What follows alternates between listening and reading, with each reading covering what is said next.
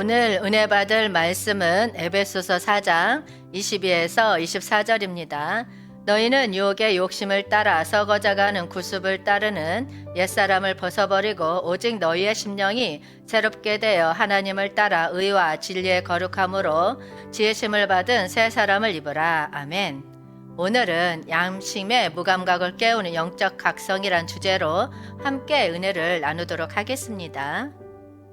우리의 삶은 매일같이 우리의 선택과 행동으로 가득 차 있습니다. 그리고 이 선택과 행동을 이끄는 것이 양심입니다. 그러나 때로는 우리의 양심이 무감각해지고 우리는 그 속에서 중요한 신호와 교훈을 놓치게 됩니다. 이로 인해 옳고 그른 길을 판단하는 능력이 흐려지고 삶의 깊은 의미를 간과할 수 있습니다. 양심의 무감각을 깨우는 영적 각성이라는 주제는 우리가 이 무감각함에 주의를 기울이고 그것을 다루어야 할 필요성을 제기합니다. 잠언 3장 5에서 6절 말씀에 너는 마음을 다하여 여호와를 신뢰하고 내 명철을 의지하지 말라. 너는 범사에 그를 인정하라. 그리하면 내 길을 지도하시리라. 아멘. 이는 우리의 삶에서 선택과 어려움 속에서 어떻게 행동해야 할지에 대한 깊은 지혜를 주는 말씀입니다. 또한 양심의 역할이 얼마나 중요한지를 강조하며 양심의 무감각이 어떻게 우리의 영적으로 걷는 여정에 영향을 미치는지를 알려줍니다. 우리는 마음을 다하고 명철에 의지하지 않음으로써 참된 지혜를 얻는 길을 탐구하며 이로 인해 하나님께서는 우리의 길을 지도하시리라는 약속에 주목합니다. 자유의 여신상 건립 100주년을 기념하는 날 헬리콥터를 이용해 여신상을 살펴보던 기자들은 머리 꼭대기에 정교한 머리털에 놀라움을 금치 못했습니다. 그중 한 기자가 물었습니다. 머리 꼭대기를 볼 수 있는 것은 갈매기뿐인데 왜 이렇게 정성스럽게 조각했을까요? 이에 다른 기자가 대답했습니다. 그것이 예술가의 양심이 아닐까요? 이 간단한 대화에서 드러난 것은 양심의 개념이 예술과 어떻게 교체되며 삶을 더욱 풍요롭게 만들 수 있는지를 보여주는 사례입니다. 여신상의 머리털에 드러난 교함은 단순히 관찰자의 갈매기를 위한 것이 아니라 예술가의 내면에서 나온 양심의 표현인 것입니다. 양심은 보이지 않는 부분까지 최선을 다하며 그 예로서 여신상의 머리털이라는 작은 부분까지도 세밀하게 다듬어진 것입니다. 이는 양심이 특정한 일에 대한 예술가의 헌신과 그 성실함을 통해 드러난 결과입니다. 이는 단순히 갈매기를 위한 것이 아니라 예술가가 스스로에 대한 책임과 높은 기준을 가지고 작업했음을 보여줍니다. 이러한 양심의 표현은 삶의 모든 부분에 적용될 수 있습니다. 양심에 따르는 것이 바로 하늘과 사람에 대한 거리낌이 없는 삶을 이끄는 비결입니다. 예술가의 양심이 작은 부분에까지 세밀함을 기울이듯 우리도 삶의 각 영역에서 양심을 따르고 최선을 다하는 자세로 살아가야 합니다. 우리의 삶은 선택과 행동으로 가득 차 있습니다. 이를 양심의 기준에 맞추어 성실하게 행동한다면 그 결과는 마치 예술 작품처럼 아름답고 풍요로운 것이 될 것입니다.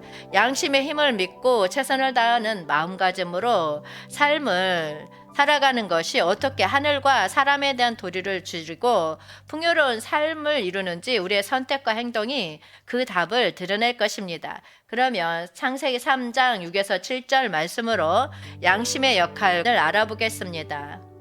여자가 그 나무를 본즉 먹음직다 하고 보암직다 하고 지혜롭게 할 만큼 탐스럽기도 한 나무인지라 여자가 그 열매를 따먹고 자기와 함께 있는 남편에게도 주매 그도 먹은지라. 이에 그들의 눈이 밝아져 자기들이 벗은 줄을 알고 무화과 나무 잎을 엮어 치마로 삼았더라. 아멘. 여자가 나무의 열매를 먹음으로써 양심이 선악을 분별하는 기능이 작용하게 됩니다. 나무의 열매가 먹음직다 하고 보암직다 하고 지혜롭게 할 만큼 탐스럽기 때문에 여자는 그것을 먹게 되었습니다. 이로 인해 양심이 선과 악을 분별하는 역할이 발현되었고 그 결과로 인간은 그들의 벗은 줄을 알게 되었습니다. 이 사건을 통해 우리는 양심이 인간에게 도덕적인 판단력을 부여하며 선과 악을 식별하는 데 기여한다는 점을 이해할 수 있습니다. 여자가 나무의 열매를 먹음으로써 그녀의 양심은 선악을 분별하게 되었고 그 결과로 자신의 벗은 상태를 깨달았습니다. 또한 이 사건을 통해 양심은 성장과 함께 어떻게 변화되었는지도 알 수 있습니다. 여자가 나무의 열매를 먹음으로써 그녀의 양심은 새로운 경험과 인식을 얻게 되었고 그로 인해 그녀의 성장이 나타났습니다. 이는 양심이 우리의 경험과 선택에 따라 변화하며 성장한다는 것을 시사합니다. 본문 말씀에 너희는 유혹의 욕심을 따라 썩어져가는 구습을 따르는 옛사람을 벗어버리고, 이 구절은 우리는 삶 속에서 유혹과 욕심을 직면하고 있습니다. 이는 옛사람, 과거에 우리가 가지고 있던 부정적인 습관과 습성을 상징합니다. 이러한 유혹의 욕심은 우리를 썩어가게 하며 영적으로나 성품적으로 나아가는 것을 방해합니다. 유혹의 욕심은 우리를 비난하고 썩어가게 하는 세상의 구습과 연결됩니다. 이는 우리가 예전에 가지고 있던 부정적인 생각, 욕망, 행동으로 이어지는 과거의 흔적입니다. 이 구습은 우리의 성장과 영적 발전을 억누르며 때로는 옳고 바르게 행동하는 데에 거리낌을 일으킵니다. 하지만 벗어버리라는 말은 우리가 과거의 죄악과 부정적인 측면을 걷어내고 새로운 삶을 살 수 있다는 희망을 안겨줍니다. 하나님은 우리에게 새로운 존재를 주시며 우리가 유혹의 구습을 벗어나 새로운 삶으로 나아갈 수 있도록 도와주십니다. 따라서 이 구절은 우리에게 영적 변화와 새로운 출발의 중요성을 강조하며 하나님의 은혜 아래에서 우리의 삶을 깨끗하게 만들어가는 과정에 주목하라고 말하고 있습니다. 그러면 우리는 여기에서 본문 말씀을 세 가지 측면으로 살펴볼 수가 있습니다. 첫 번째는 새로운 심령으로 새롭게 됩시다.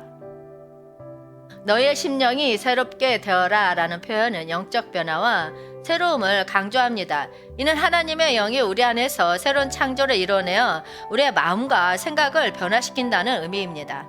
우리의 일상 속에서 양심은 우리에게 윤리적인 방향을 제시하고 도덕적인 판단을 돕는 중요한 내적 기둥입니다. 양심은 마치 우리의 마음의 나침판처럼 작동하여 선악을 식별하고 우리의 행동에 대한 판단을 안내합니다. 이에 따라 양심의 느낌과 종류에 대해 알아보고자 합니다. 로마서 2장 15절을 이용하여 양심의 느낌을 보겠습니다. 이런 이들은 그 양심이 증거가 되어 그 생각들이 서로 혹은 고발하며 혹은 변명하여 그 마음에 새긴 율법의 행위를 나타내느니라. 아멘. 이 말씀은 양심의 역할을 통해 내면의 도덕적 판단의 깊이를 드러내고 있습니다. 바울은 이 문구를 통해 양심이 마치 내면의 검사와 변호사처럼 작용하여서 우리의 생각과 행동을 판단하고 그 결과를 내면적으로 고발하고 변명하는 과정을 묘사하고 있습니다. 또한 바울은 양심이 마치 내면에서 벌어지는 도덕적 토론의 주체로서 작용한다고 설명합니다. 이는 양심이 우리의 내면에서 선악을 평가하고 판단하는 과정에 관여하며 도덕적인 선택을 심도 있게 고민하게 합니다. 양심은 마치 우리의 생각들을 서로 고발하고 그에 대한 변명을 내적으로 풀어내는 역할을 합니다. 이는 양심은 우리의 행동에 대한 심각한 내적 심판의 과정을 거친다는 것을 시사하며 그 결과로서 도덕적인 선택의 품질을 개선하고자 하는 우리의 의지를 보여줍니다. 양심이 마음에 새겨진 율법의 행위를 나타낸다는 표현은 양심이 도덕적인 기준과 원칙을 내면에 각인시키며 이를 통해 행동의 근거로 형성한다는 것을 의미합니다. 이는 우리의 내면에서 양심이 어떻게 도덕적인 가치를 지속적으로 형성하고 유지하는지를 나타내는 중요한 측면입니다. 이 말씀을 통해 바울은 양심이 우리의 도덕적인 선택과 행동에 대한 내적 판단의 핵심이라고 주장합니다. 양심은 생각들 간의 깊은 대화를 통해 도덕적 선택을 심도 있게 고찰하며 마음에 새긴 율법의 행위를 통해서 내면의 도덕적 결정을 이끌어내는 역할을 한다고 결론 지을 수 있습니다. 이는 우리의 내면에서 양심이 어떻게 우리 행동과 생각을 올바른 도덕적 방향으로 인도하는지를 강조하고 있습니다. 그러면 우리의 내면 깊숙한 곳에서 울려나오는 감정들은 종종 우리의 행동과 생각을 조절하는데 큰 역할을 합니다. 특히 죄에 대한 양심, 이유 없는 불안함, 그리고 세상에 대한 느낌은 인간의 내면에서 나오는 이 깊은 심리적 경험들입니다. 인간은 도덕적인 행동과 도덕적으로 바르다고 여겨지는 행동을 구분할 수 있는 도덕적 감각을 지니고 있습니다. 죄에 대한 양심의 느낌은 마치 내면에 도덕적 심판이 올려나오는 것처럼 옳고 그름을 가르치고 경고합니다. 이는 우리 행동이 도덕적 기준과 어긋나면서 일어나며 우리에게 내면적인 책임과 반성을 일깨워줍니다. 때로는 불안함이 내면에서 기원하는데 이것은 마치 양심적인 갈등에서 비롯된 것처럼 느껴집니다. 내면의 도덕적 갈증은 올바른 행동을 선택하지 않았을 때 발생하며 불안함은 마치 우리에게 내면적으로 묵묵히 말하고 있듯이 다가옵니다. 그 이유를 찾기 어려운 불안함은 우리의 양심의 옳고 그름을 갈등을 맞이했을 때 형성됩니다.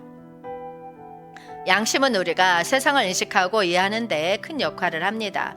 양심적인 가치관과 도덕적인 심령은 세상에 대한 긍정적이고 부정적인 시각을 형성합니다. 내면에서 나오는 양심의 목소리는 마치 세상의 도덕적인 측면을 판단하고 판단하는 내재적인 도덕적 지침으로 작용합니다. 이 영적 새로움은 오직 하나님에 따라 의와 진리의 거룩함으로 지어진 새 사람을 입게 됨을 의미합니다. 두 번째는 하나님의 형상을 따라 가기입니다. 하나님을 따라 의와 진리의 거룩함으로 지으심을 받은 새 사람을 입으라는 이 부분은 하나님의 형상을 따라 다니라는 교훈을 제시합니다. 이는 창세기에서 하나님이 자기 형상대로 창조하셨음을 상기시키며 이제는 새로운 영적 존재로 그 형상을 반영하라는 권고를 함축하고 있습니다. 양심의 무감각은 우리의 삶에서 중요한 신호를 무시하게 만들 수 있는 위험한 현상입니다. 그러나 양심을 다시 깨우치고 그 소리를 듣는 연습을 통해서 우리는 내면의 나침판을 되찾을 수 있습니다. 이어지는 내용에서는 구체적인 양심의 무감각 처리 방법들을 살펴보겠습니다. 이 본문에서는 옛사람을 버리고 영적으로 새로워져 마음을 갈아입으라고 말합니다. 이는 양심의 무감각한 부분, 과거의 잘못된 행동과 생각을 버리고 영적인 새로움으로 거듭나라는 교훈을 담고 있습니다. 우리는 양심의 소리를 듣고 옳고 성스러운 길을 따라가기 위해서 내면의 변화가 필요합니다. 즉 양심을 새롭게 만들기 위해서 옛사람의 생각과 태도를 버릴 필요가 있습니다. 레위 19장 28절은 죽은 자 때문에 너희의 살에 문신을 하지 말며 무늬를 놓지 말라 나는 여호와이니라 라고 말합니다. 이 구절은 외모의 변화가 내면의 변화와 연결되어 있다는 중요한 원리를 알려줍니다. 양심의 무감각한 부분을 깨우치고 새로운 도덕적인 길로 나아가기 위해서 우리는 종종 외부적인 표현을 통해 내면의 다짐과 의지를 나타내곤 합니다. 몸에 남긴 문신이나 무늬는 우리가 변화와 성장을 향해 나아가는 의지를 상징적으로 표현하는 동시에 그것이 내면의 변화와 양심의 각성을 나타내는 중요한 신호가 될 것입니다. 쉽게 바뀌지 않는 양심을 새롭게 만들기 위해 외모의 선언은 강력한 도구로 작용할 수 있습니다. 이것은 우리가 내면의 양심을 지속적으로 강화하고 새로운 도덕적인 길을 걷기 위한 심리적이고 의미 있는 방법 중 하나입니다. 세 번째는 순전한 윤리적 변화입니다. 새 사람을 입으라는 표현은 윤리적으로 변화하고 새로운 도덕적 특성을 가지도록 하는 촉구를 담고 있습니다. 이는 믿음 안에서는 성도의 영성적 성장과 새로움을 강조하며 그 결과로 옛날의 죄악과 구습에서 벗어남을 의미합니다. 옛날의 죄악과 구습에서 벗어나기 위해서 우리는 양심을 처리해야 합니다. 양심의 무감각을 우리의 도덕적 판단을 흐릴 수 있으며 이를 처리하려면 내면의 정화와 외부적인 통제의 균형을 찾아야 합니다. 양심을 처리하는 기준은 생명과 평강을 지키는 동시에 적절한 통제를 통해 도덕적 성장을 이루어내야 합니다. 양심의 무감각을 처리하는 핵심은 내면의 정화에 착안하는 것입니다. 자기 탐구와 도덕적 성찰을 통해서 내면의 소리에 귀를 기울이고 더 높은 도덕적 원칙을 발견할 수 있습니다. 또한 도덕적 가치와 목표를 정립하는 것은 양심의 무감각을 극복하는 중요한 관계입니다. 어떤 가치를 중시하고 어떤 목표를 향해 나아가는지를 명확히 하면서 양심의 향상을 위해 기반을 마련할 수 있습니다. 외부 통제는 양심의 무감각에 대한 강력한 방어수단 중 하나입니다. 도덕적인 행동을 견제하고 양심을 유지하기 위해서 외부적인 지침, 규제 또는 사회적 피드백을 받는 것이 중요합니다. 양심의 무감각을 처리할 때는 내면의 정화와 외부 통제의 균형을 유지해야 합니다. 너무나 많은 외부 통제만으로는 내면의 성장이 이루어지지 않고 반대로 외부 통제 없이는 윤리적인 방향성이 흐려질 수 있습니다. 그리고 양심을 처리할 때 생명과 평강은 항상 최우선으로 고려 사항이어야 합니다. 도덕적인 선택과 행동이 우리의 생명을 위협하거나 내면의 평화를 깨트린다면 그것은 적절한 처리가 이루어지지 않은 것일 수 있습니다.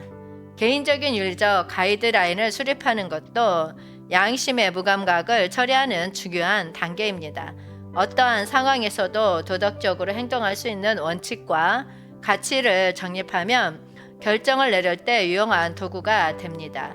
양심의 무감각을 처리할 때에는 내면과 외부 간의 균형을 유지하며 도덕적인 성장과 평화로운 삶을 이끌어내는 것이 핵심입니다.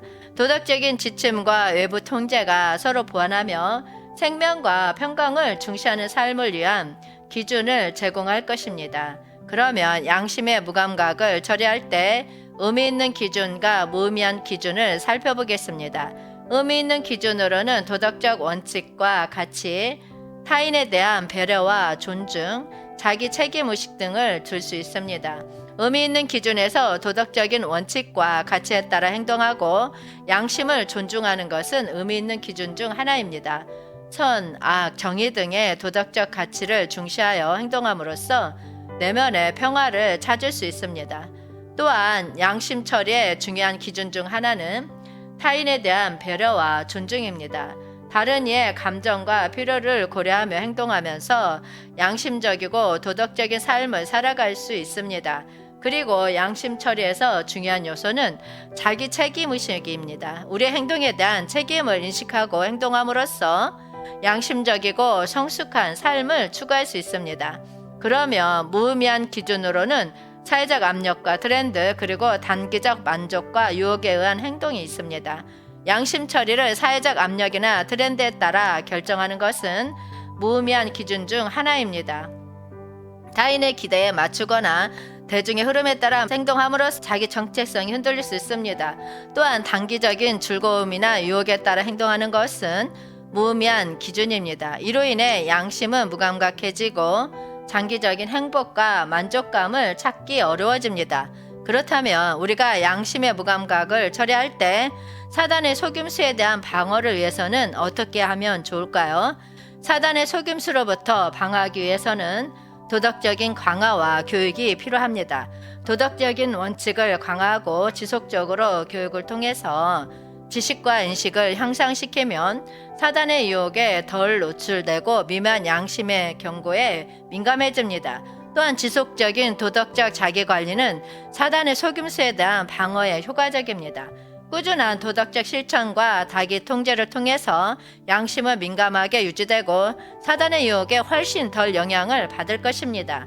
양심을 처리하는 기준은 주로 도덕적인 기준에 기반하며 의미 있는 가치와 책임의식을 중시하는 것이 중요합니다. 도덕적인 삶을 향한 노력은 효과적인 방어수단이 됩니다. 이와 같이 에베소서 4장 22에서 24절은 옛사람과의 이별을 새로운 영적 생명으로서의 전환을 통해서 하나님의 형상을 따르며 순수한 윤리적 삶을 추구하도록 하는 중요한 가르침을 전달하고 있습니다. 이는 양심의 변화와 영적 새로움이 얼마나 깊이 관련되어 있으며 믿음을 통한 새로운 창조가 어떻게 이루어지는지를 나타내고 있습니다. 이러한 양심의 무감각에 대한 링컨 대통령의 예화를 보겠습니다. 링컨 대통령의 돼지 구출 이야기를 통해서 우리는 양심의 무감각함에 대한 영적 각성이 참된 사랑과 헌신으로 이어진다는 깊은 교훈을 얻을 수 있습니다. 링컨 대통령은 처음에는 무심히 지나치려 했지만 백악관에 돌아와 양심의 고통을 느끼고 나서야 참된 사랑의 중요성을 깨달았습니다. 링컨 대통령이 돼지를 보고 한 말은 돼지도 하늘이 준 생명이다. 국민을 위해 일한다는 한 나라의 대통령이 수렁에 빠진 돼지를 모른 척하다니 이것은 부끄러운 일이다 라고입니다. 이를 통해 링컨은 양심의 소리에 귀 기울이고 상황과 조건을 떠나 참된 사랑과 헌신으로 나아가는 행동의 중요성을 인지했습니다. 따라서 우리는 양심의 무감각함을 깨우는 영적 각성은 참된 사랑과 헌신으로 이어지는 길이며 어떤 상황에서도 주저하지 않는 선행의 중요성을 이해할 수 있습니다. 이러한 교훈은 우리에게 상호 존중과 배려로 가득 찬 삶을 추구하며 양심의 소리에 귀 기울이며 행동하는 중요성을 상기시켜 줍니다. 여러분, 생명과 평강을 지니는 정도에 이르기까지 양심을 처리하여 우리의 생명이 자라고 대적의 우리를 공격할 근거를 주지 맙시다.